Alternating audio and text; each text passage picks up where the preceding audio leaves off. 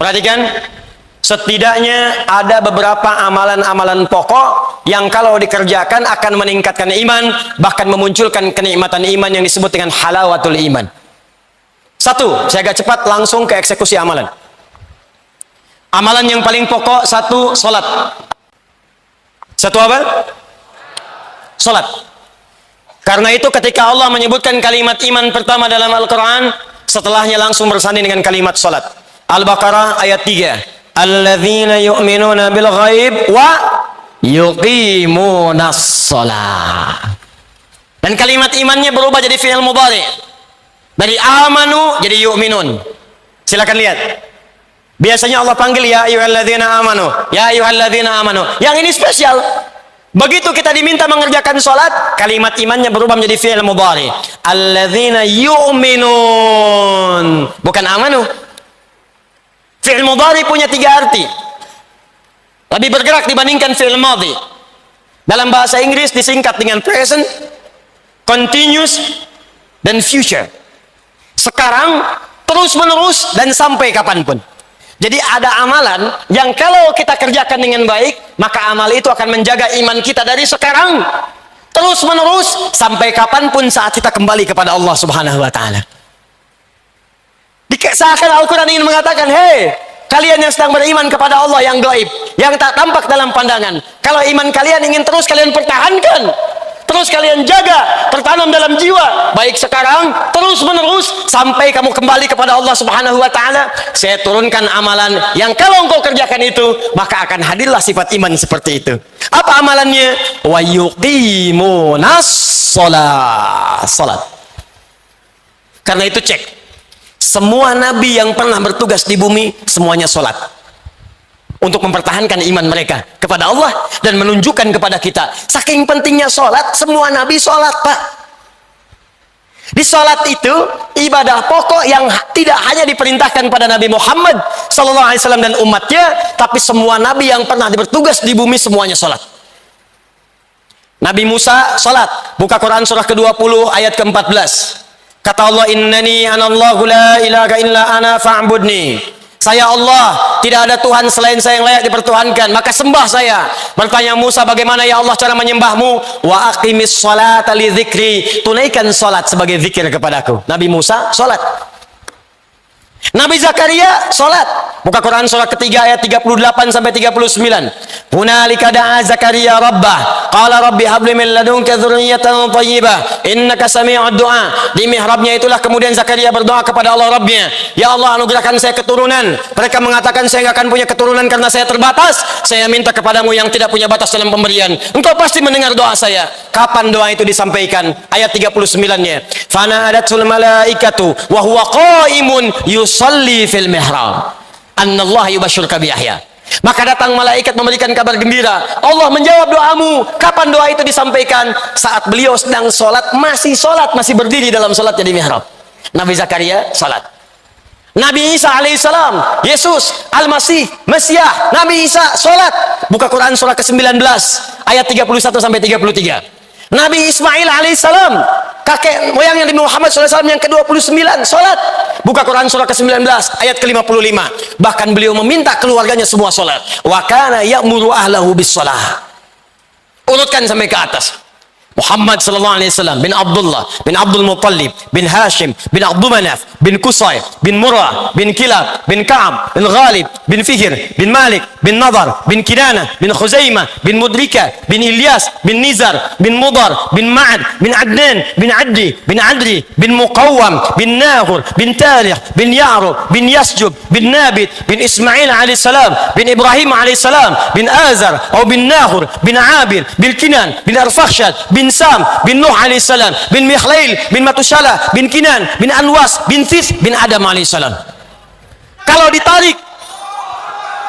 ditarik dari zaman Rasul Nuh alaihissalam sampai ke Muhammad sallallahu alaihi wasallam, maka muncul langsung satu ayat di Quran surah keempat An-Nisa ayat 163. Inna awhayna ilaika kama awhayna ila Nuhin wan nabiyina min ba'di. Muhammad, kami berikan wahyu kepadamu, wahyu yang sama ketika kami turunkan kepada Nuh saat diangkat menjadi Rasul dan nabi-nabi setelahnya sampai dengan kepadamu. Semua sholat. Dibayangkan, semua nabi sholat. Anda bukan nabi, nggak sholat. Anda siapa? Makanya ketika kalimat iman disampaikan dengan kebahagiaan, qad aflahal mu'minun, masih ingat? Orang beriman akan bahagia. Kapan dia bahagia? Teruskan ayatnya. Alladzina hum fi sholatihim khashi'un. Sholat. Makanya saat panggilan sholat dikumandangkan, kalimat bahagianya muncul. Hayya 'alas shalah. Anda bertanya, ya Allah, kenapa saya mesti sholat?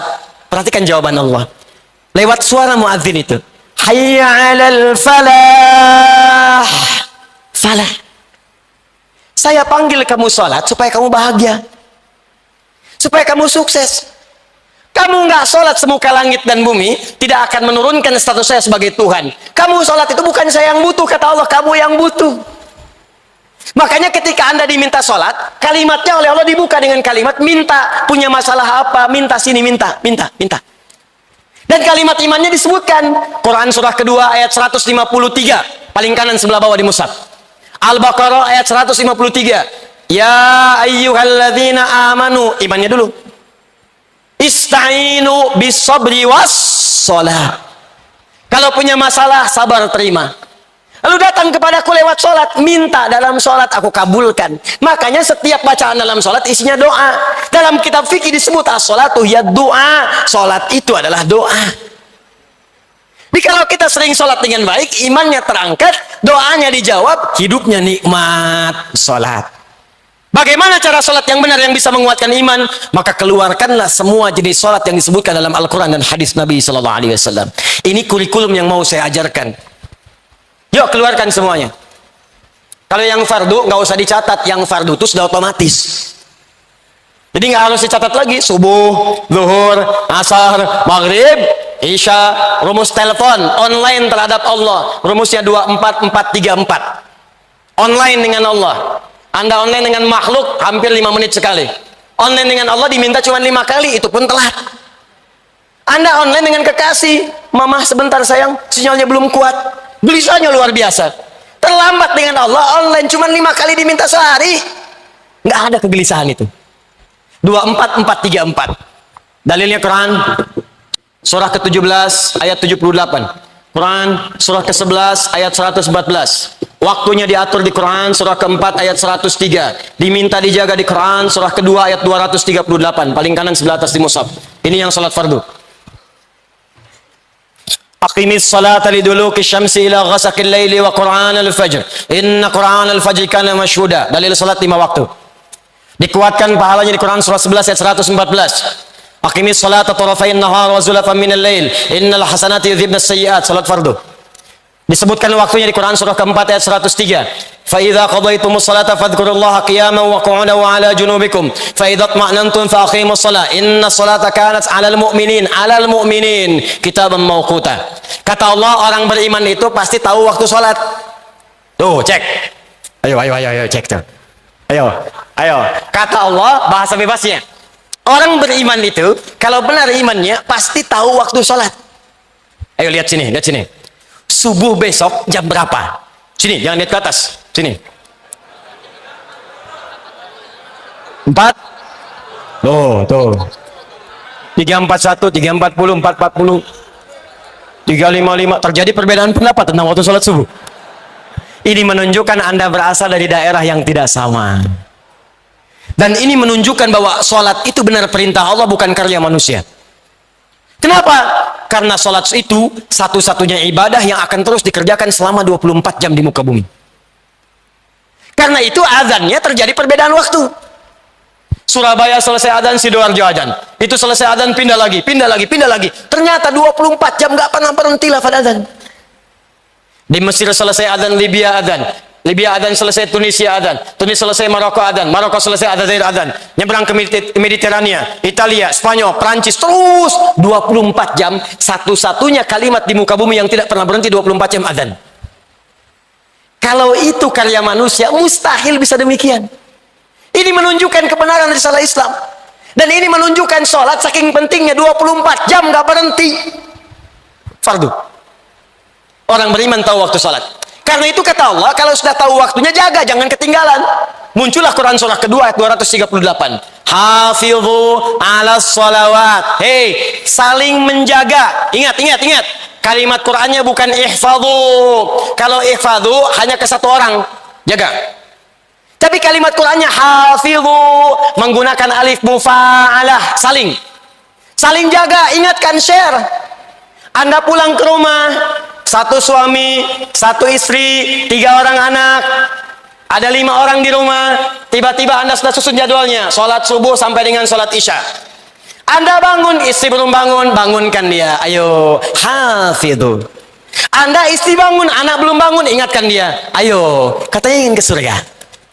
Kalau perlu bikin menu sholat di meja makan Anda, simpan. Bek. Waktu sholat jam sekian, waktu sholat jam sekian. Itu yang dimaksud dengan hafidhu, saling menjaga waktu sholat. Ini yang standar. Kalau Anda ingin naikkan imannya, maka tambahkan pada jenis yang kedua. Keluarkan semua ragam sholat di luar sholat yang fardu, yang dikenal dengan nama nafilah, yang berhukum sunnah. Kalau Anda ingin berlatih meningkatkan iman ini, maka keluarkan jenis sholat yang kedua ini, yang disebut dengan sholat nafilah, yang hukumnya sunnah. 1. Quran surah ke-17 ayat 79 sampai 81. Dikuatkan di Quran surah ke-73 ayat 1 sampai 20. Dikenal dengan nama salat tahajud atau qiyamul lail. Orang beriman, maka dia akan mencoba untuk memaksimalkan salat tahajudnya. Kalau sulit ia kerjakan, maka ia sebut nama umumnya qiyamul lail. Apa beda tahajud dengan qiyamul lail? Kalau tahajud, salat dikerjakan didahului dengan tidur terlebih dahulu. Dari kata hajada, aktivitas yang dikerjakan setelah tidur terlebih dahulu. Kalau ditambah tak dalam ilmu sharaf, itu menunjukkan kesungguhan, usaha yang serius. Kalau ada tak dalam sebuah kalimat, ini menunjukkan amalannya tidak mudah dilakukan. Kalau ditambah tasydid sebelum huruf terakhir, dari kata syiddah, sesuatu yang tidak mudah, butuh motivasi 2 kali lipat. Karena itu ketika sholat disebut dengan tahajud, Allah ingin menggambarkan tidak mudah menunaikan sholat ini. Mesti butuh motivasi 2 kali lipat. Wa minal laili fatahajjad bi. Hei, dari sementara malam setelah kamu tertidur, siap rencanakan bangun malam. Itu nggak mudah, karena itu usahakan dengan sungguh-sungguh. Mau jam berapa Anda sholatnya? Tadi subuhnya jam 3.40 misal, maka Anda ingin tahajud jam setengah 3, jam 2.30. Siapkan, siap-siap, pasang alarm dari setengah 2. Kalau perlu alarmnya 3 kali. Jam setengah 2, jam 2 kurang seperempat, jam 2 lewat seperempat. Alarm pertama mematikan alarm kedua. Alarm kedua matikan alarm ketiga. Alarm ketiga siap-siap menghilangkan kantuk dulu. Tahajud. Kalau Anda bekerja lelah, sulit bangun malam, maka kerjakan pilih yang kedua, qiyamul lail, nama umum. Nama umumnya. Qiyamul lail bisa dikerjakan sebelum kita tidur. Kerjakan 2 rakaat, kerjakan 4 rakaat, demikian seterusnya. Tahajud. Saya tidak bicara teknis dulu, saya bicara amalannya dulu. Yang kedua, keluarkan semua jenis sholat sunnah di siang harinya. Sebelum subuh ada 2 rakaat, rawatib keluarkan. Sebelum zuhur 4 rakaat. Setelah zuhur 2 rakaat. Sebelum maghrib, setelah maghrib 2 rakaat. Setelah isya 2 rakaat. Keluarkan sholat mutlaknya. Ada yang dekat dengan sholat fardu, ada yang jauh dengan sholat fardu. Syuruk, awal duha, pertengahan duha, akhir duha. Sebelum asar 4 rakaat dari Ibnu Umar radhiyallahu taala anhuma. Sebelum maghrib kalau memungkinkan 2 rakaat. Sebelum isya 2 rakaat. Keluarkan semua jenis salat semua jenis salat yang bisa kita kerjakan. Kalau mampu Anda lakukan ini, maka demi Allah saya katakan, saya tutup untuk bagian yang pertama ini, saya tutup. Jika mampu Anda istiqomah mengerjakan salat ini saja. Saya belum bicara puasa, belum bicara zakat, belum bicara infak, baru salat saja. Kalau benar Anda kerjakan ini dengan baik, maka akan terjadi perubahan dalam hidup Anda, maka muncullah kenikmatan iman yang pertama. Kalau di awal-awal Anda terlambat sholat fardu perasaan biasa-biasa, maka setelah membiasakan yang ini, tertinggal sholat sunnah pun hati Anda akan gelisah. Subuh jam 3 lewat 40, Anda bangun jam 3 lewat 35, 5 menit sebelum subuh, begitu Anda bangun, ya Allah saya terlambat, padahal subuh aja belum, karena Anda terbiasa menunaikan sholat sunnah. Terjadi perubahan. Dan yang paling hebat, ketika imannya mulai meningkat, Ketika kemudian maaf ibadahnya mulai meningkat, maka amal solehnya pun akan mulai muncul dalam hidupnya. Akan terjadi perubahan dalam hidup Anda. Maaf, pada pandangan yang tidak bagus sudah nggak senang lagi. Pada harta yang haram sudah nggak senang lagi. Riba sudah nggak senang lagi. Sogok menyogok sudah nggak senang lagi. Sekarang yang senang semua yang halal-halal. Salat. Salat. Salat. Teman-teman, ada amalan. Dan ini bagian terakhir yang saya sampaikan. Sebetulnya ini amalan banyak ini. Cuman karena waktu kita terbatas, insya Allah lain waktu kita akan susun kembali. Ada amalan yang saat dikerjakan, bukan sekedar hanya meningkatkan iman, tapi pertama, akan memberikan jaminan dari Allah langsung bahwa hidup orang ini, selama di dunia akan dijamin kemudahan oleh Allah Subhanahu wa Ta'ala. Di alam kubur akan dipelihara jasadnya utuh, sampai menghadap kepada Allah. Dan di hari kiamat ketika dihisab, langsung diberikan mahkota sebagai penghargaan dalam kepalanya, diberikan gelang-gelang emas di tangannya, dipakaikan jubah di badannya. Dan yang paling dahsyat, saat masuk surga, dia diperkenankan menggandeng bapak ibu yang telah melahirkannya, bapak yang telah bekerja keras untuknya, istri yang mendampingi selama hidupnya, dan anak keturunan yang telah hadir dari kehidupan rumah tangganya. Semuanya akan dipimpin orang ini masuk ke dalam surga. Bukan surga biasa, tapi surga yang paling tinggi, dan disambut oleh semua malaikat di depan pintu surga. Amalan ini adalah amalan mencintai Al-Quran. Amalan mencintai Al-Quran. Jadi ketika kita mendekat dengan Al-Quran, langsung disebutkan oleh Nabi Sallallahu Alaihi Wasallam dalam hadis riwayat Al-Bukhari dari Abu Abdurrahman As-Sulami, dari Utsman bin Affan radhiyallahu taala anhu, termasuk Ali bin Abi Thalib karamahullahu wajha, anin Nabi Sallallahu Alaihi Wasallam qal, perhatikan kalimatnya, khairukum man ta'allama al-Qur'ana wa 'allamah. Jika ada amalan-amalan bisa dikerjakan selama hidup, maka yang terbaik yang bisa membuat Anda lebih baik dalam hidup adalah amalan belajar tentang Al-Quran. Belajar Al-Quran dibagi 3 bagian. Saya cepat. Jika Anda ingin jadi ahli Quran, maka amalannya ada 3. Tolong malam ini siapkan diri kita, kira-kira dari 3 ini kita sanggupnya yang mana? Sesuai dengan kesanggupan kita. La yukallifullahu nafsan illa 1. Ada amalan mencintai Al-Quran dengan memperbanyak bacaan Al-Quran. Disebut dengan qiraah. 1. Amalannya qiraat Al-Quran. Qiraah. Dari sekarang ayo, buat amalan ini, susun. Alhamdulillah kemarin-kemarin ada gerakan one day one juz. Sehari 1 juz baca. Naikkan sehari 2 juz. Sehari 3 juz, sehari 4 juz. Cintai Qurannya. Karena itu Nabi sering memotivasi kita.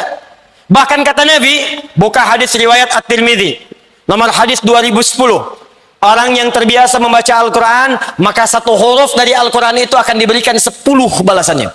Man qara'a harfan min kitabillahi falahu asyru hasanat, walam aqul alif lam mim harfun, walakin alifun harfun, lamun harfun, mimun harfun, walikulli harfin asyru hasanat. Siapa yang biasa baca 1 huruf dari Al-Quran, walaupun cuma 1 huruf, akan dibalas oleh Allah 10 kebaikan. Saya tidak katakan alif lam mim 1 huruf, tapi alifnya sehuruf, lamnya 1 huruf, mimnya 1 huruf. Setiap hurufnya 10 kebaikan. Anda sholat subuh 2 rakaat, selesai sholat diberikan 10. Dalilnya Quran surah ke-6 ayat ke-160. Man jaa bil hasanati falahu asyru amsalihha. Selesai salat dikasih 10. Tapi Quran 1 huruf diberikan 10. Baru 1 huruf. Nun 10. Sudah dulu Taha 20. Alif lam mim 30. Jangan menghitung 1, 2, 3, 4, 5, 6, 10. Bukan begitu caranya, Joni. Di hadis Muslim, masuk masjid saja baru masuk sudah dapat 25.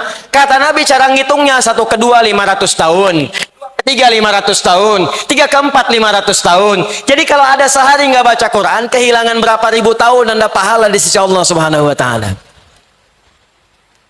Quran. Dikala Anda merasa banyak maksiat, harus pintar. Cari amalan-amalan paket hemat. Dikerjakan pahala berlimpah. Baca Quran paling bagus. Dosa 100. Bacakan Bismillahirrahmanirrahim. 19 huruf. 190. Nutup tuh. Tapi kalau 100 baru dosa masa, telinga belum, lisan belum, tangan belum, kaki belum, maka cari surat-surat yang kita baca dari awal sampai akhirnya. Kalau ingin 30 juz, bikin caranya. Saya mudahkan dengan izin Allah Subhanahu wa taala. Perhatikan. Kalau langsung dibaca 1 juz rasanya lama. 1 juz bagi 5 waktu salat. Subuh, zuhur, asar, maghrib, isya. Bagi 5. Al-Fatihah nggak usah dihitung. Contoh juz pertama. Al-Baqarah 1 sampai 141. 141 bagi 5 berapa? Cepat. 28. 28. Subuh 28 ayat. Zuhur 28. Asar 28. Maghrib isya 28. Ustadz banyak lama saya harus berangkat kantor. Pendekin lagi. Bagi 2. Sebelum subuh 14. Setelah subuh 14. Sebelum zuhur 14, setelah subuh, setelah zuhur 14. Terus 14, 14, 14, 14, 14, 14. 14 ayat itu berapa menit sih? Paling lama 5 menit. Apa nggak punya waktu 5 menit untuk menggugurkan dosa Anda? Apa nggak punya waktu 5 menit untuk akhirat Anda? Bahkan Anda di sekarang, Masya Allah, di mobil bisa tilawah Quran, di jalan bisa baca Quran, cuma 5 menit. Jika Anda bisa investasi 5 menit dengan sesuai rumus ini, sehari selesai 1 juz, 30 hari sebulan selesai 30 juz. Ustadz belum sampai, cari wirid-wirid, kata Al-Imam An-Nawawi. Dari Al-Quran, cintai beberapa surat tertentu, dawamkan untuk dibaca. Nabi menyampaikan dalam hadis sahih di Al-Bukhari, orang yang senang baca Al-Baqarah dan Ali Imran, maka keduanya akan menjadi awan yang melindungi di hari kiamat. Ka'annahuma ghamamatan. Biasakan baca Al-Baqarah, Ali Imran. Al-Baqarah, Ali Imran. Orang yang senang baca Al-Mulk, maka jasadnya akan dijaga oleh Allah di alam kuburnya. Orang yang senang baca Al-Waqiah, maka akan dimudahkan keadaan rezekinya. Orang yang senang baca surat Yusuf, maka oleh Allah akan dilepaskan dari kesedihan yang menghimpitnya. Maka silahkan, semua surah dalam Al-Quran punya keutamaan. Maka silahkan Al-Baqarahan, Ali Imranan, An-Nisaan, Yasinan, Al-Kahfian, ya. Jangan cuma Qul Huwallahan, Qul Al-Falakan, An-Nasan. Cari ayat-ayat, cari surat-surat yang kita bisa jadikan wirid. Buka kitabnya Imam An-Nawawi. Sebelum menulis Al-Arba'in 42 hadis. Riyadus Shalihin 1896 hadis. Sebelum menulis kitab Syarah Sahih Muslim 9 jilid, beliau menulis At-Tibyan fi Adab Hamalatil Quran. At-Tibyan fi Adab Hamalatil Quran. Klik di Google At-Tibyan Al-Imam An-Nawawi, keluar muncul. Cari terjemahannya. Kalau punya kitabnya cari terbitan Darun Nafais halaman 52, paling kanan di pertengahan. Beliau menyampaikan ada kebiasaan salafus salih di sejak zaman dahulu, mereka kalau sedang akan tidur atau dalam kebiasaan hariannya punya wirid bacaan-bacaan Al-Quran. Nabi mencontohkan wirid sebelum tidur, baca Al-Ikhlas, Al-Falaq, An-Nas, ayat kursi. Bacakan ayat kursi supaya mencegah setan mengganggu dalam tidur kita. Tapi setannya kuat Ustaz, tidak cukup dilempar dengan ayatnya, lempar dengan kursinya sekalian. Biasakan baca. Ternyata ada di antara orang salaf membiasakan baca Al-Baqarah karena ingin dinaungi di hari kiamat. Baca Al-Baqarah sebelum tidur, baca. Allahu Akbar. Saking dekatnya dengan Al-Quran, maka dia dijaga oleh Qurannya. Ternyata sekali waktu dia tertidur, belum sempat baca Al-Baqarah saking lelahnya. Tiba-tiba dia bangun pertengahan malam. Bangun. Temannya kaget terkena bagian tangannya. Dia bangun juga. Dia bertanya, "Madza bika? Kenapa kamu?" Kata orang ini, "Wallahi ra'aitu fil manam laqad natahat dil Baqarah." Saya tadi ketiduran. Dalam tidur saya mimpi diseruduk Al-Baqarah. Saking seringnya baca Al-Baqarah, ayat itu, surat itu menjadi dekat dengan dia. Kamu belum baca saya. Bahkan sebelum datang hari kiamat untuk menaungi dia dari sengatan matahari yang sangat terik, di alam dunia pun dijaga dengan surat yang biasa dia baca. Dia biasakan. Pasang target. Ustadz saya belum lancar. Berita baik dari Nabi At-Tirmidzi, nomor hadis 2020. Perhatikan kalimatnya. Walladzi yatata'ta wa huwa syaqqun 'alaihi falahu ajran. Orang yang baru belajar baca Quran, terbata-bata bacanya, orang baca alif lam mim, dia baca alif lam mim, falahu ajran, dia mendapatkan pahala 2 kali orang yang lancar. Oh, kalau gitu saya terbata-bata aja Ustaz ya. Maksudnya 1 pahala ikhtiarnya, yang kedua pahala bacanya. Sedangkan orang yang lancar dapat pahala plus ma'asyaratil kiramil bararah, akan diiringi hidupnya oleh malaikat yang menjaga dia. Jadi kalau Anda lancar baca Quran, punya program baca Quran, Quran itu selain menjaga iman Anda akan dijaga malaikat. Disebut oleh Nabi namanya syafaratil kiramil bararah. Kiram artinya mulia. Jadi orang yang dekat dengan Al-Quran akan dijaga kemuliaan hidupnya, dijaga dari perbuatan maksiat. Jadi kalau Anda terbiasa tilawah Quran, rajin baca Quran, nanti akan ada malaikat di sekitaran kita akan menjaga supaya Anda tidak berbuat maksiat. Sebab kalau Quran masuk ke dalam tubuh kita, yang kotor keluar, malaikat menjaga. Cuman karena malaikat sifatnya gaib, tidak tampak. Kalau tampak, Anda susah. Begitu mau jalan, sayap terbentang. Shh, kamu siapa? Malaikat maut. Nggak jadi baca Quran. Malaikat. Yang kedua, mencintai Quran dengan tilawah. 1 qiraah, 2 tilawah. Kalau qiraah sekedar baca, tidak menuntut pemahaman. Kalau tilawah, dari asal kata tala yatslu tilawatan, punya 3 arti. Al-qiraatu wal fahmu wal amalu bima fuhima. Baca, pahami, amalkan. Itulah tilawah. Makanya ketika ada orang baca Quran, cuma baca disebut qori dari qiraah. Tapi seringkali orang tua kita suka mendampingi dengan yang menerjemahkan, supaya maknanya dipahami. Saat dia menerjemahkan, dia disebut apa namanya? Ada orang baca, ada orang menerjemahkan. Yang menerjemahkan disebut apa? Tuh, tilawahnya muncul. Sari tilawah. Sebetulnya cuma tilawah saja, nggak pakai sari. Cuman mungkin di Indonesia yang pertama kali tilawah namanya Bu Sari. Makanya disebut sari tilawah. Ya. Tilawah saja, tilawah. Tapi tidak salah kalau ingin disebut sari tilawah. Tilawah itu intinya menggali makna-makna Al-Quran untuk diamalkan dalam kehidupan. Nah, sekarang silakan, nggak usah sulit-sulit. Yang kita butuhkan apa yang Anda kerjakan itu apa? Contoh, maaf ya maaf, Anda sudah jadi ayah berapa tahun? Ibu di bawah sudah jadi ibu berapa tahun? Kenapa Anda tidak mengeluarkan ayat-ayat tentang ayah dan ibu? Pelajari, praktekkan, amalkan. Maka disitulah muncul samara, sakinah, mawadah, rahmah. Kapan samara itu muncul? Kalau Anda dekat dengan Allah. Karena itu keluarkan bimbingan dari Allah dalam Al-Quran, dibawa ke rumah tangga. Anda pekerjaannya apa? Bisnis Ustadz, keluarkan ayat-ayat tijarah dalam Al-Quran, bimbingan bisnis dalam Al-Quran. Anda kerja di mana? Di birokrasi Ustadz, diplomasi Ustadz, keluarkan ayat-ayat pemerintahan, keluarkan, praktekkan dalam pekerjaan Anda. Anda kerjanya apa? Saya masih kuliah Ustadz, keluarkan ayat-ayat ilmu dalam Al-Quran, praktekkan. Itu yang disebut dengan tilawah. Tafsirnya disebut tafsir maudhu'i, tafsir tematik. Mempelajari Al-Quran untuk mengamalkannya. Itu yang banyak dipelajari oleh sahabat-sahabat Nabi SAW. Kata Abu Abdurrahman As-Sulami, aku sejak belajar, akhadtu al-Qur'ana an qaumin. Aku belajar Quran dari sekelompok orang. Yang dimaksud sekelompok orang ini sahabat. Yang aku perhatikan mereka, kata Abu Abdurrahman As-Sulami, setiap mereka belajar 5-10 ayat, paling banyak 10 ayat, maka mereka tidak akan melanjutkan pada ayat setelahnya sebelum mengamalkannya. Baca, amalkan, baca, amalkan, baca, amalkan. Bahkan Amr bin As mengatakan, aku khawatir saat ini banyak orang yang belajar Al-Quran, sedikit hafalan tapi banyak mengamalkan. Tapi aku khawatir nanti di masa depan ada orang hafal Al-Quran semudah meminum air, kasyurbil ma', tapi sedikit dalam mengamalkannya.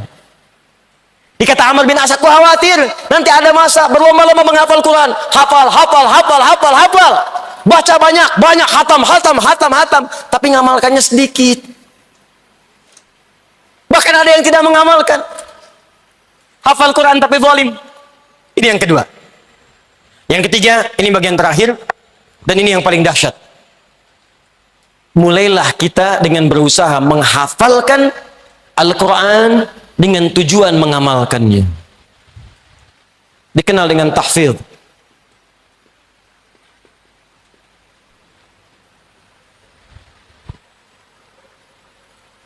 Menghafalkan Al-Quran dengan tujuan untuk mengamalkannya, untuk mendekatkan diri kepada Allah Subhanahu wa Ta'ala. Ini puncak yang paling tinggi.